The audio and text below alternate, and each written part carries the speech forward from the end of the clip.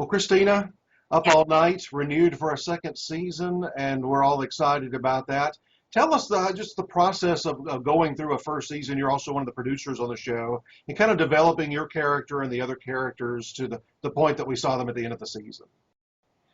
Well, it was interesting because in comparison to doing Samantha Who, that um, was so realized from the beginning, and Don Todd, who is the creator and executive producer of that show, had such a clear vision for what it was that it was easy to step into what we were given. Um, with this show, because it went through such a metamorphosis from the original script to what Maya's character was, to the hiring of Will, which changed really the Chris character a great deal that was on the page originally. I mean, it took us a minute to really find, I think, what, thematically the show was, and also just really what it was about, which wasn't necessarily about two people with a kid. It was about so much more than that. And I think that's what it really grew into.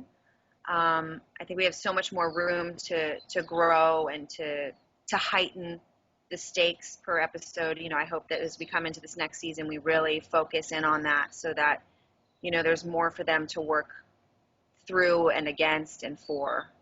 That's what I really want to see as we come through. But it was definitely a process. We went through some changing of hands here and there. There was a lot of things that happened at the beginning that made it more difficult to get into a stride, I think. Mhm. But I think by the end, we really knew what we were doing. I hope. Well, yeah, it's a great show, and it's basically a three-person cast, although you also have a lot of other people on the show. But I love the way that they blend in Ava being a friend of the family too. So you have the home life, you've got the work life, but all three of you can intermingle in both ways. Yeah, I really hope so too. I think that we were trying to find how to work these two worlds into one another, and I think a lot of the times it was, Reagan playing over here and then Reagan coming into this world, and it was, how do you intertwine that? How do you make all three of those worlds come together? And when we started giving scenes with Ava and Will, we got to see really that they could hold scenes together on their own without me, that I didn't need to be sort of that link that, in between the two worlds, that those worlds can collide on their own as well. And once we saw that that worked, I think it's going to be a lot easier to really see these three people living their separate lives yet completely all together. And also bringing back people that we love. I mean, obviously Jennifer Hall, who's one of our cast members, she's wonderful. She's a great foil for all of us to have. We love Chris Dematopoulos. I hope that he makes many more returns to our show, because he's one of the funniest people I've ever seen. He plays Julian, the club owner, Right. ex-boyfriend of Ava. He's fantastic, and we'd love to see much more of him. And Jason, obviously Jason was great to have around too. And your parents are perfectly cast too. You must have been thrilled when they both signed on.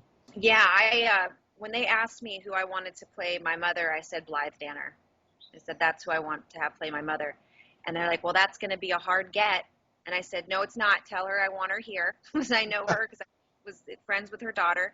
And I said, please tell her that I will do anything to get her here, and that she's the only person I want to have play my mom. So she was my first and only pick. And then they came to me with Richard Schiff, and I was like, oh, fantastic. So I hope he comes back again.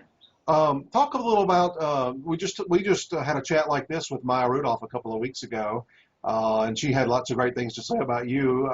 Talk about the chemistry that you two have on the show, and that relationship of a producer and a sort of a daytime diva. Well, first of all, Maya is just so wonderful, and I really love her as a person. I respect her as an artist, as a comedian. I think she's one of the most fearless people I've ever seen on screen. The fact that she just lets it all hang out, and it's wonderful to watch and be a part of. I think I really love the scenes where she and I get to be on the same team, and I think that that's something that we're going to have more of. As we were finding our footing, there was a lot of us being on separate teams, and kind of facing off through the perils of running a program like that. But we may step out away from the workplace a little bit more, and you'll be able to see them as a team more, and what that relationship really is, and what it's like when you've been friends with someone through the ups and downs of their life, and the different stages of development as an adult, and their bond can't be broken. She specifically said to make sure we asked about your dream moment of the year, which was starring in a music video with Stevie Nicks. Yeah, that was pretty magical, I have to say. Stevie had approached us to be on the show, and we didn't really know in what capacity that she was going to be, with us. And we came up with the idea that by not stating the obvious, by having Reagan sing with her, because the obvious thing would be to have Ava sing with her. But what happens if Reagan really dreams of being a singer, that there's this part of her that kind of envied Ava when she was a pop star and wanted to be that person. So it was amazing. She actually let me wear her Belladonna dress. So the dress that I wore in the video was hers from 1979. Wow. And yeah, and her boots and her jewelry, that she put each ring on my fingers herself. It was really magical. And then she came to my house. We have a recording studio here. And because Martine, my fiance and baby daddy, he writes all the music for the show. Mm-hmm. So we have a recording studio here. So we decided to have Stevie come and we recorded our song here together for about 5-6 hours, which was pretty magical. Having Stevie Nicks record in your house is pretty cool. That's a good day. It was a great day. It was a great day. Well, when we talked to Will, it was right as the season was really getting launched. And I think only a couple of episodes had aired at that point. It was right around Emmy time because he was up, as a guest star on 30 Rock again. Oh, right, right. Okay. But anyway, he was, excited about the launch of the show. So tell us what it is like for you with him as your husband on TV. Well, what I really liked about, again, I love Will. He's an incredible person. And I like the fact that this relationship is really unique on television, that you don't see couples who really root for each other as much as they do and get along as well as they do. Like, none of our comedy comes out of the two of us fighting, really. I mean, it's very rare that you see Chris and Reagan fight.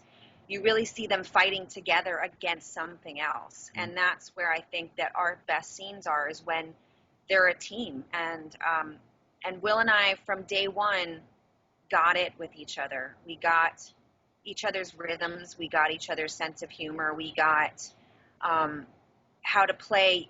Comedy is always based in reality, but then you've got to heighten it just a little bit, kind of twinkle above reality, just as if you were doing a dramatic scene, but you have to take it up to that notch and let it kind of wave in and out. And there's timing, and there's moments, and there's things that are really have to be really on, or else it doesn't work.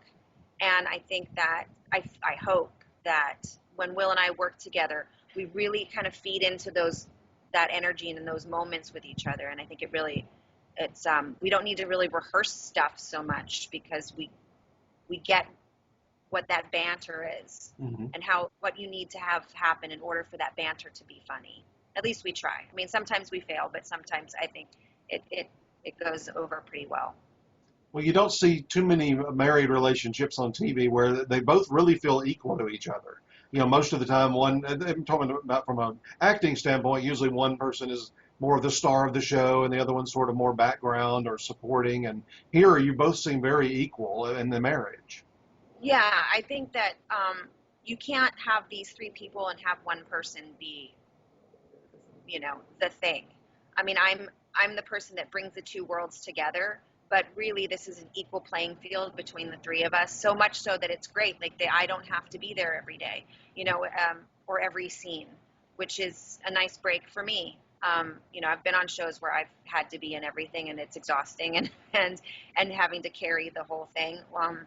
But this is nice, where I look at the scripts, I'm like, yes, they've got like 9 scenes, and I'm not in them, and I can go hang out with my baby, and I trust them. I trust that those scenes are going to be good. I don't have to worry about, as a producer, I don't have to worry that, that Maya's not going to deliver with whoever she's shooting with. And then the same goes for Will. They're both really strong personalities.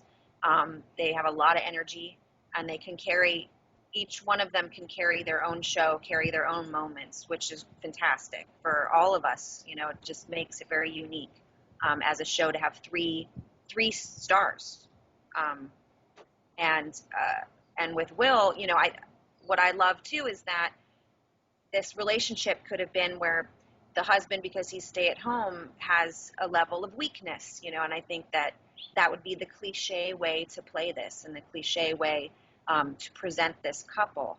But when you have someone like Will, who is so masculine and such a presence, we had to find who he was before this all happened. Had to be something where he was the driving force in whatever his workplace was, because he's a very strong energy, and I like that. I like that he's not too sympathetic and too weak, and that he's a strong guy who's made a very amazing sacrifice for his daughter and for his wife to stay at home and not be emasculated by it, but be liberated by it, enjoy it, take pride in it. I think it's a wonderful thing for people to see out there.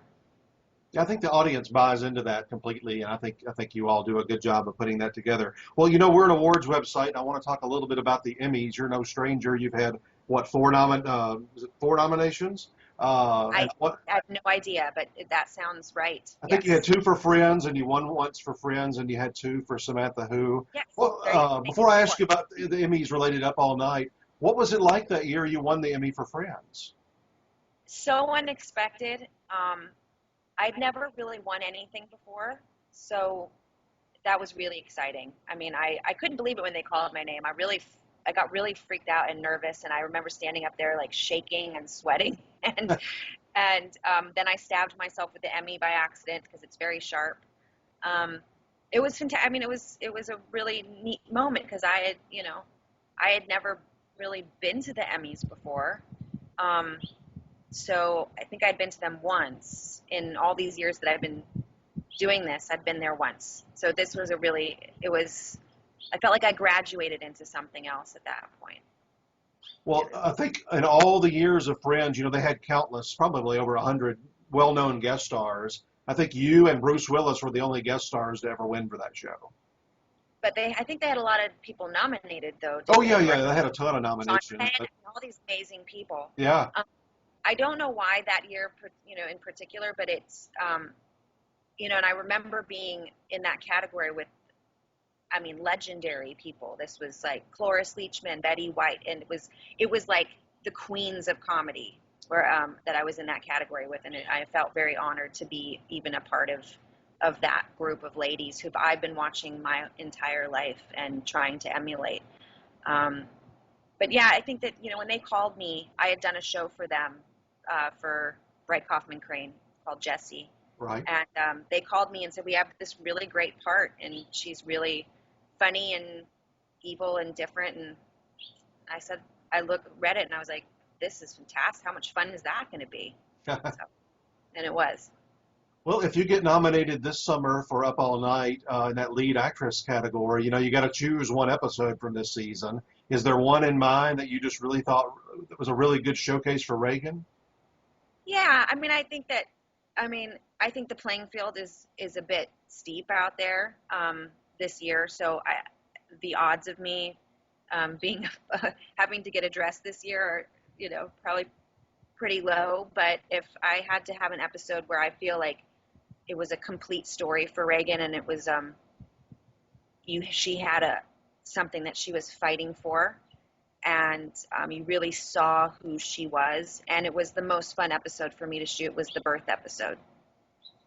Rob and I, just before we got on the camera with you, Rob couldn't join us ultimately, but that's exactly the episode we were, of all the 22 or whatever you had this season, that's the one that we kind of zeroed in on.